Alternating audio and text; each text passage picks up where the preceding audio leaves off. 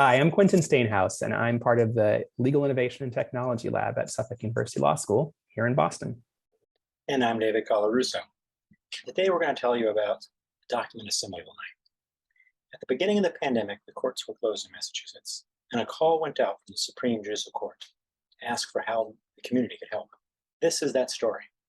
We amplified that call for help, and with the help of volunteers and professionals from all over the world, we were able to put together a team that helped allow access to the courts, even when they were physically closed. And more importantly than that, we were able to take those tools we built and turn them into things that we could share with other jurisdictions post-pandemic. So here's what we built.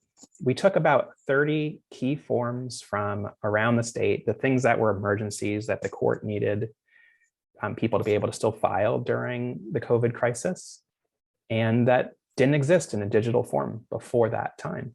So we went through topics like housing, domestic violence, family law, guardianship, employment, consumer debt.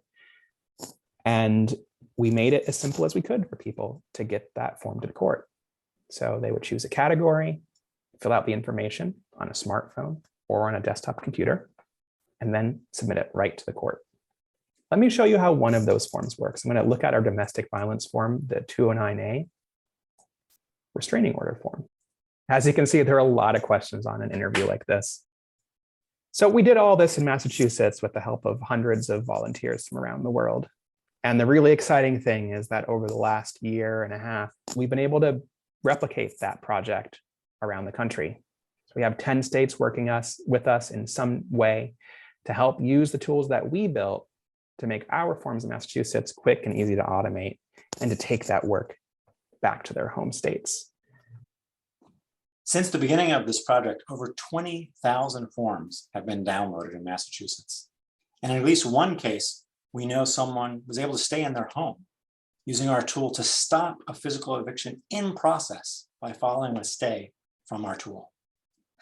These tools help people stay in their homes. They help people file abuse prevention orders. They help people access the court when they can't physically access the court, whether it be because they're at work or because it's the middle of the night.